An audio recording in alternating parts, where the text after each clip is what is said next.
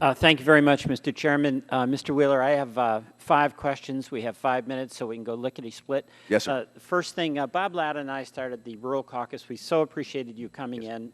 Enormous concern in rural America that we get access to the Internet. It's essential for our future. Net neutrality is a big deal. That's the big topic. You've been getting comments. There's an enormous amount of concern that if we make the wrong decision, the big guys are going to get the fast lane. The little guys, many in rural America, are going to get the breakdown lane. Can you give us some reassurance that at the end of this process, we're going to have access on equal terms for folks in rural America to the Internet? You want a quick answer? Yes. Yes. Sir. Yes. And that's the sentence. You can give a full sentence to reassure all of us, especially rural America, that we're going to be driving in the fast lane. There is one Internet. There is not a fast Internet. There is not a slow Internet. There is not an urban Internet. There is not a rural Internet. There is one Internet. Okay. Everybody ought to have open, equal access to the capacity delivered by the Internet. Okay, thank you. Now, getting the Internet. Rural America is spread out.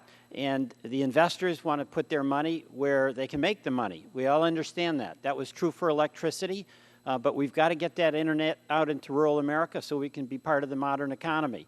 And we have a universal service fund with the mobility fund. We need to have that, and I'm wondering if you could comment on the status of that and what we need to do to make sure that the funds are there to build out that broadband. Specifically on mobility? Here's the interesting question that gets raised by mobility. Broadband wireless is LTE. It is being built out across America. Recently, just one of the major carriers announced a new initiative in rural America with LTE. The question becomes that we're wrestling with is, should we subsidize something if it's already happening?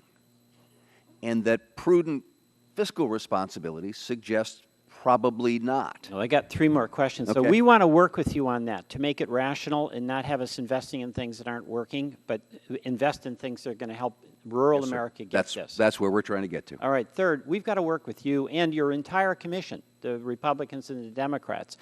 And when you came into our rural working group, you explained a couple of problems you had, ancient IT, and also procedures where I guess it's easier to hire a lawyer than an engineer.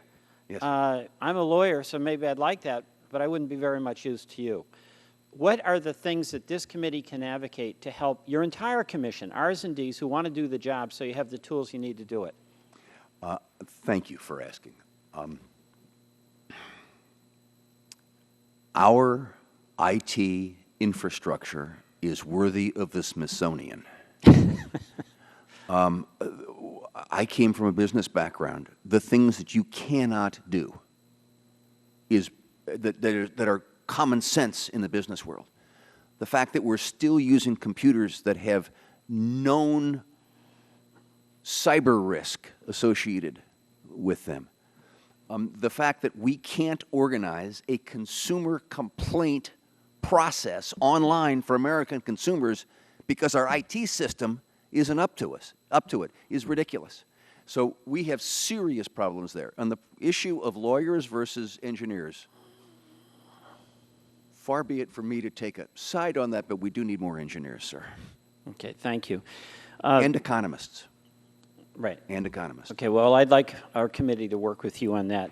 Next, Section 706. There's a lot of concern about whether you have the sufficient authority under that section in order to give you the rulemaking power to guarantee the outcome being net neutrality.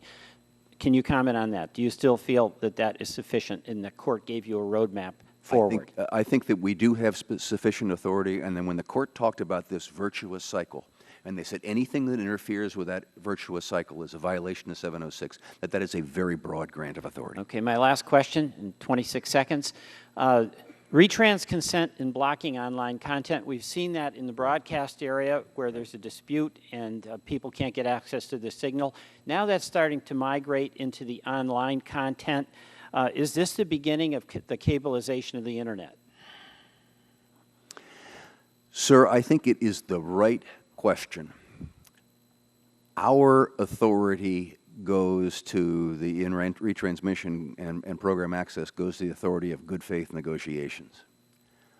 I think there is reason to be concerned when, because I happen to subscribe to an ISP who is in a dispute with a program provider, that the program provider blocks all access from all IP addresses coming from that ISP.